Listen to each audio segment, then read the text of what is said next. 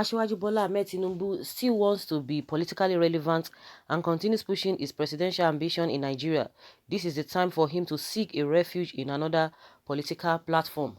Going by the recent events that have taken place in the ruling party, there is no iota of doubt that the former Lagos governor is the primary target, and there is a calculated attempt to thwart his presidential runs under the APC. However, with Tinubu's political experience, one would have expected him to have seen this coming, but perhaps he was unable to understand the intricacies of national politics compared to that of the regional one, where he majorly holds sway as a leader. Since the commencement of the second term of President Muhammadu Buhari's administration, there has been moves to clip Tinubu's wings and prevent him from flying in 2023.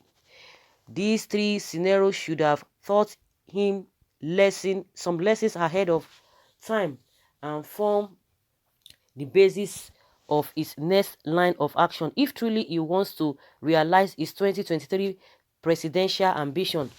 The first is Oshomole's statement. It was a common knowledge that former national chairman of the party, Comrade Adams Oshomole, is Tinubu's boy.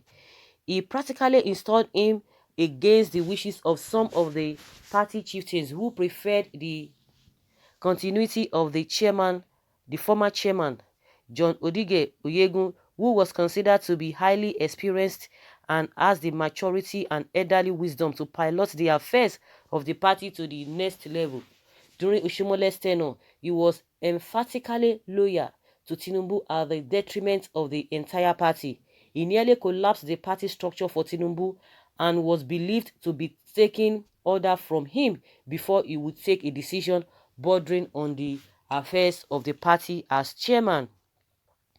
But prior to Edo State governorship election, Oshomole was locked in numerous battles that eventually consumed him not only as a national chairman of APC but also as a key member of the party. As of today, he is nobody and has been reduced to nothing in the party. Since Oshomole had been edged out of the lane, Tinubu has always been struggling to maintain his space in the party leadership. It was believed that Oshomole was locked out primarily to prevent Tinubu from having unfettered access to the control of the party at the national level. Secondly, suspicious relating with former President Goodluck Jonathan. It is no longer news that former President Goodluck Jonathan is being pushed to succeed President Muhammadu Buhari in 2023. Almost every week, Jonathan will be at the villa to hold a closed-door meeting with the president. He was always on an international assignment for the nation. For Jonathan, who had only completed a first term in office before he was voted out, offering him a juicy ticket from APC will surely be a big welcome for him. Besides, since it was believed that presidency will rotate to the south in line with zoning arrangements of the party, someone like Jonathan will make a good replacement for Tinubu.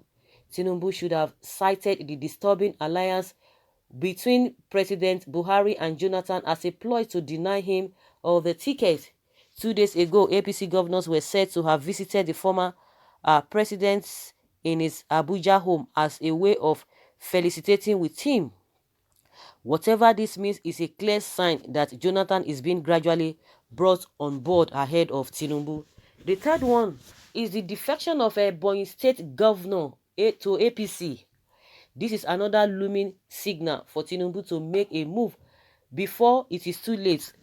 Governor David Umahi, who has been an elected officer under PDP for 17 years, could not have decamped to APC if he had not gotten a presidential ambition. He had been seen as a force to drive the Southeast presidential agenda and is currently on a mission to realize it. If Jonathan's calculation does not work out as expected by APC leaders, Umahi will be a sure alternative. This is in a bid to reduce Tinubu to nothing politically and shut the door of presidential race against him in 2023.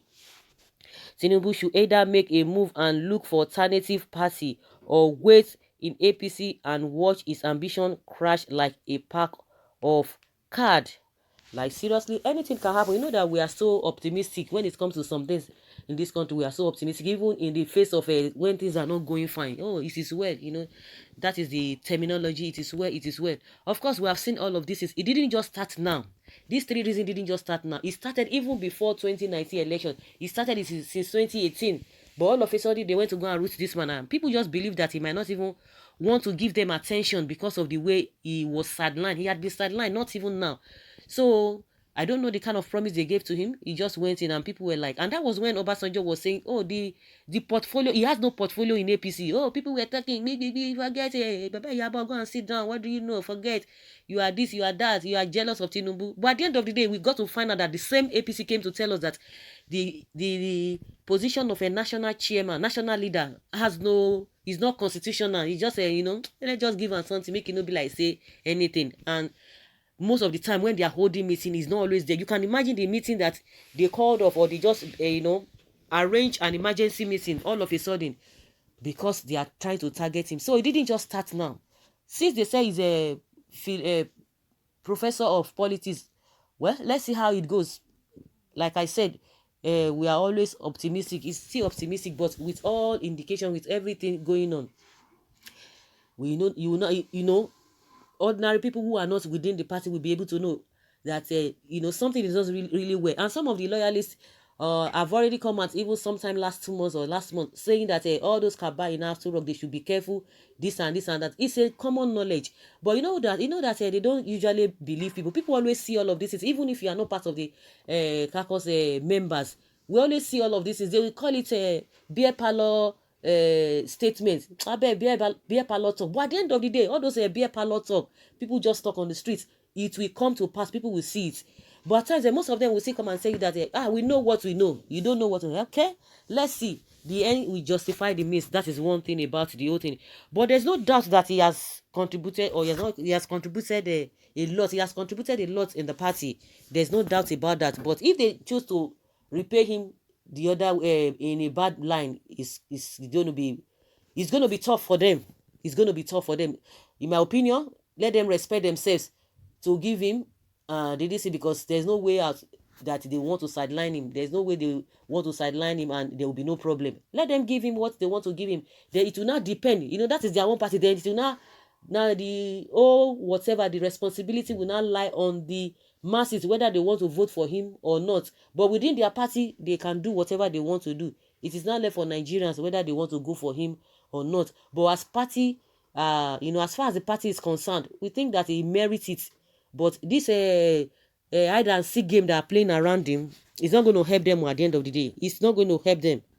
That is just the way it is. It's not going to help them. So they should just respect themselves very, very well. So guys, let's hear your opinion. Leave your comment below and let's have your take on this. Thank you.